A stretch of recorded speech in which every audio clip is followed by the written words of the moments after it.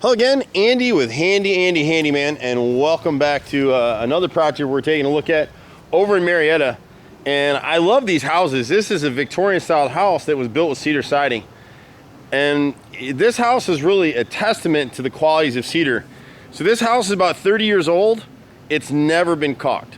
Never. Not since the day it was built, not for the last 8 times it's been painted or stained. It's never been caulked. And most of the cedar siding's in great shape. The only areas where they've got rot is on the chimney. They do have quite a bit of work to do on this house, and what stinks for them is they just bought the house within the last year or so, and so the inspectors can only catch so much when they're here, and then finding contractors that can do the kind of repairs they need to have done here. Here it's a one-stop, one-call does all approach for everything they have to do on this project. But if they hadn't found Handy Andy, they'd be looking at probably 8 or 9 different types of subcontractors and contractors to work on the project. And that's a lot of headache to manage. But this is a great project. So cedar's your best natural siding. A lot of people would come out and tell this homeowner he has to replace all of it. He doesn't. And he's actually had a couple contractors that come out and told him that cedar's great. You don't have to change it. So he's got a number of things going on. And we talk about a lot of this stuff. This comes up quite a bit. So he's got right here is the valley of the roof, and a lot of times in this market they didn't put metal flashing in the valley. So if, for instance, the painters, when they came out and painted this house, they went over this house very quickly right before they sold it, and it's a very low quality paint job, and so the people doing it didn't necessarily know what they were doing. So my guess is they walked right through this valley where it's just papered underneath the shingles, and they split it. And so you've got this downspout up here that's jetting water underneath the shingles, and you can kind of see the shingle right in front of that downspout is depressed. It comes down the valley and it's rotted. I don't know if you can see the indentation right in this area right in here. So that decking is all rotted under there, and so we'll have to pull those shingles up. We'll do the best we can to salvage them so we can re-nail them. It's been repaired before, and you can see this is what I hate about Atlanta contractors. They just skim this out with putty, and the painters think that that's a fix. This was all rotted out before they puttied it over. So they just put it back together so they can get the house sold. So now he's got rotted fascia here, he's got rotted soffit here, and my brother will have to make this decorative OG Victorian piece right here. This is made out of OSB instead of plywood, and you can see how it's expanded. You could actually crunch your hands right through it. It's the only one that needs to be redone. So the front of the gutter, you can see the streaking across it anyway. It was never draining properly. So what they did is, you know, this is about a 65-foot gutter, and so it goes from that end all the way to this end here, and they pitched it right about here. So more than half is going that way, and the other third is going this way. And you can see what happened. You know, it never really drained well anyway. So their solution was, hey, we don't have to fix the rotted wood in the framing. There's probably all bees up in there too, I would imagine. We don't have to fix any of that. In fact, you can just see all the dirt I just flung on myself because there's a bee coming after me. But they actually put tape on the inside of that so they could paint the outside corner. People are idiotic. So we'll take that metal out of there. We'll repair the fascia and the soffit and the framing in this corner. And again, you see this nice and close. This is what's wrong with gutters in Atlanta. You see these screws right here? Why do you put holes in the bottom of your gutter? That's what conducts your water. That'd be like taking your boat across the lake and saying, hey, I want to see the fish better, and cut a hole in the bottom of the dinghy, right? Then you're a dinghy for doing it. You drowned, right? So it's the same principle here. We laugh when we hear these stories, but again, you know, don't do this. Once it's done, you just need to seal this corner every 5 years. So he's had so much water in this area that it's actually, you can see where they puttied this post. I can push my whole hand through it now. So my brother's the only guy I've got that can cut this out, router it out, and piece this in with wood so we don't have to replace that whole post. It's not a cheap repair, and it looks like it's all the way back into this corner too. Yeah, see, this soffit goes all the way back here, and the fascia's soft too. So we'll redo this corner. You can see up close where they just never caulked. Anywhere you see a black line, it's just never been caulked. Under this corner, it's protected. But when you get out to the rest of the house, that's where you start getting in trouble. And so actually your sheathing will rot before your siding does. There's a little piece of siding in this corner that I missed on the first go around in this inside corner. We'll take this gutter now. We're gonna replace about 6 feet of fascia board in this corner to a 1x10 and slide it under the shingles. This corner doesn't really get a lot of water anyway, and same thing off of this little roof in front of the garage. So we're gonna raise this gutter up, we're gonna drain it all this way, and we're gonna add a downspout. We're gonna go ahead, get past the sidewalk, and we're gonna add a downspout right here with a pipe off this post. It'll come right through here to the border, and then it'll drain along this edge across the yard.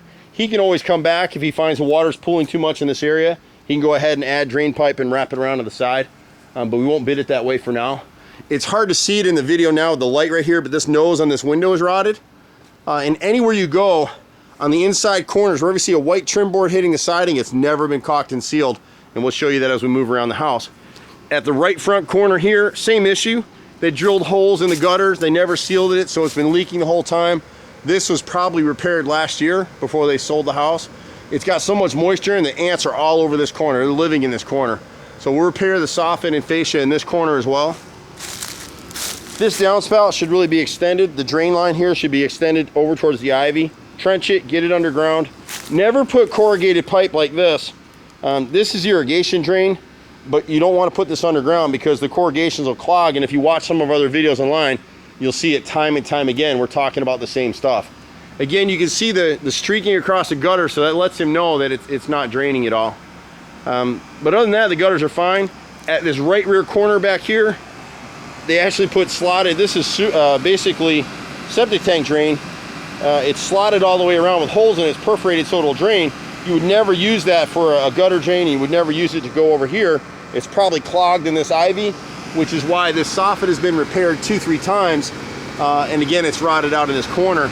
It's getting so much water that's backflowing into this area right here. So this fascia board in this area here has to be replaced as well. In the inside corner right here, you can see the rot over this roof line. It's the same thing where the water's just hitting it so much that it's rotted it out. So we'll repair that with a weather cut. If you look closely at it, you'll see whoever repaired it last time made a horizontal cut. See that horizontal line? That's the replacement, the top of the cut. You want to weather cut this stuff so it's an angle so it won't rot. And the key to it is back priming every edge, every surface of that replacement piece so it won't rot again. We do that standard at Handy Andy. You're not going to see it in the video really well, but right here he's got a piece of rake mold and in this corner about 4 feet of it that's rotted through. It's the same board that sits on top of the fascia board. So you'll see it's doubled up over here and the camera won't get it really well. But back in this corner right here, the rake and the fascia is rotted as well as the squirrels are chewing into it.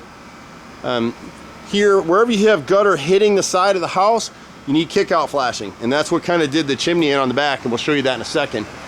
This rake board right here will replace the whole piece. Again, you can't see it so well in the lighting, but it's rotted through at the top, so we'll just replace it. When we talk about the lack of caulking, you can see it right here. See that black line all the way through? It's never been caulked. So we'll put a line in there to just come in and caulk it. And what we'd suggest this homeowner does is time and money permits, I would just repaint this house one side at a time so it's not a budget buster for him. We'll give him the pricing both ways, so he can do it either way he wants. And here's a horizontal repair that somebody made over here. When you swing around the back edge of the house, through here, you've got the chimneys coming up and you can see all the rot in these corner boards. They made horizontal cuts, they didn't back prime anything. And so we talk about this all the time. Whenever you see wrinkles in the wood, so if you look at the bottom of this corner board right here, you see the wrinkle right here? Watch my finger. See it push in? See right here? I can put my hole, right? That's my thumb right there. So as soon as you see that wrinkling, that's what people ask me all the time, well, Andy, it's on the second story, how can you tell it's rotted? You see the wrinkle and you just know. It's so soft in here. Look at this stuff. You know, look, see right here? This looks pretty good. Watch my finger, see? There's nothing left of it. If they had back primed it and sealed all the edges, it'd be fine. We get in these discussions all the time, well, Andy, I don't want to use wooden trim, I want to use vinyl or hardy trim or some synthetic. You can do that, we never do it, and we never do it for a variety of reasons.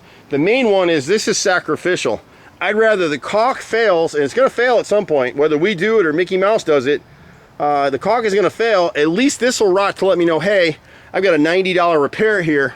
Instead, if it was some sort of a permanent trim, it may not let me know there's a problem for 5 to 10 years. At that point, it may be a $5,000 or $10,000 repair project. So rather catch this stuff. Ben Franklin had it right. Stitching time saves 9 every time. And again, you can kind of see what's going on in here. None of this stuff was ever caulked. And this has been like this for 30 years. Even here, when they put this door, they added this door. Whoever flashed it, you could see they cut over to it. That's where the flashing should be. Look where they cut it. So now when the water comes in right here, it's never been caulked. It's never been caulked all the way through here. I'm amazed this hasn't rotted. But you come down here, and this is what's starting to rot right here in the frame here and the brick mold trim right there. You can see it on the same on that side right there. The freeze board at the bottom here, this one just never got nailed and it fell down. So we can pull that back up. While the guys have it out, they're going to replace this one and this one are rotted again because they didn't back prime and seal all the way around. So when they pull that one off before they re-nail it, they'll back prime it, they'll properly nail it, and then the replacement pieces here will be primed and sealed all the way around. This gutter right here, and there's another one back over this section right here. You can see how bad the corner boards are. I'm not gonna be able to catch it in the video, but he's got rotted siding on the right, he's got rotted siding on the left, and the whole rear is just gone. So that's all got to be replaced. But fortunately, you know, we do all this stuff. He can choose to do it in one shot, or we can do it in stages. He's got a flat roof over this. It's rolled roofing. There's no pitch on this roof at all. Minimal pitch. You're okay to do that, but you got to seal it. And when we were back up inside, you could see they'd had issues. We could actually see some water damage inside the house. So they opened this whole area. The sunroom is opened into the kitchen. And so he's got some damage in the drywall in there. When you have a rolled roof like this, you've got to reseal it every 2 or 3 years. Whether I do the work or Mickey Mouse does it, whoever does it, it's got to be redone every 2 or 3 years. When you use asphalt like they did here, asphalt on an Atlanta roof is a 3 to 6 month repair. That's it. It can't take the heat temperatures. It's 160 degrees on that black roof right now. On the right rear corner, right here, you can see again what happens when you put holes in the bottom of your gutters and you don't seal it. It's rotted out that fascia and soffit right there. They put this interior base down here. I think the people who got the house ready for sale, probably this freeze board is rotted. So rather than replacing or repairing the rot, they just covered it over. So we can either cover that over, depending on what we pull it out. We'll come in here with cedar, which is good. This is hardy plank back here that they did on the addition, but they didn't caulk a bloody thing. See this right here? And that's what happens if you're buying a house. Chances are the guy that came out to paint it was really cheap, because no one's going to pay for a quality hand paint job like what we do and some of the other contractors do, because they're not going to get it back on the sale. And so now these people have to, you know, budget to do it the right way. It's a beautiful house, but you can see the shortcuts here. So right here, this is a sunroom right side door. The frame is rotted. This is just putty. They took plywood, they couldn't make the cut properly, and they just jammed it in there. So we'll repair that as well. When you get around this right corner, you got a bunch of damage in this corner. We didn't even see it when we were walking it initially. We're going to have to correct how this drain is. They've got a drain over the rear bay that would normally land right where they built the sunroom. They really should have wrapped it down the house, but they didn't want a downspout here. The right way to have done it would have been broken up this concrete, run a downspout right here. Right now, without going that expense, we're going to have to figure out a way to run the pipe into this gutter and just make sure it stays clean. Don't ever put corrugated downspout extensions like this on a roof or anywhere really, because they'll clog. And that's partially why he's getting water backing up against this roof line in heavy rains. Again, you can see where the siding was never caulked. And you think the guys that did this over here, see where they caulked it all? You think they would have said, hey, Mr. Homeowner, we need to caulk it. And you see what's happening on this corner board up here. It's totally rotted out on both sides right there. Same thing above it. When you get up into the little triangular piece is called a dog ear. That extra piece right there is called rake mold, and then this is a fascia and this is a cap or fascia. We'll replace all this is rotted right in here. And then he's got 5 rows of siding around this gutter back here rotted through. It takes tons and tons of water for cedar to rot, and then we'll add the kick-out flashing. Going up the roof line, the inspector probably should have shown this to them, but all this siding is rotted, and this is the 3rd roof on this house. So it had the original roof, then someone overlaid it, and now they put this newer roof on. And my guess is at some point with the 2 layers of shingles, the cedar siding was buried into the roof line, so it's all rotted. I can't really piece cedar in like that. You've got to replace the whole row.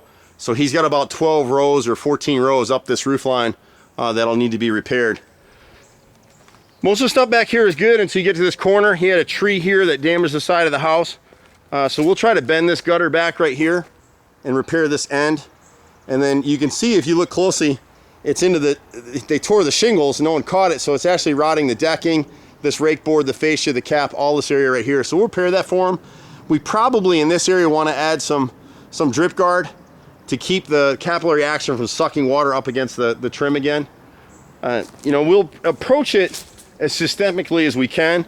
We can't catch everything as we're walking these houses, but once we knock out this first round of work, he'll be in pretty good shape. I just hate that someone that just bought a house not that long ago has to look at these kind of repairs. But we've been doing this stuff for 25 years in Metro Atlanta, my brother and myself. We got a good group of guys. The hardest part in this business is getting good workers. I don't know if I caught it in the video, but obviously you can see this cap right here is rotted, and we have that in the bid. We do pretty much everything except swimming pools and air conditioning. Just be patient with us. Realtors love us because we do a ton of inspection repairs for them. We cover all over Metro Atlanta.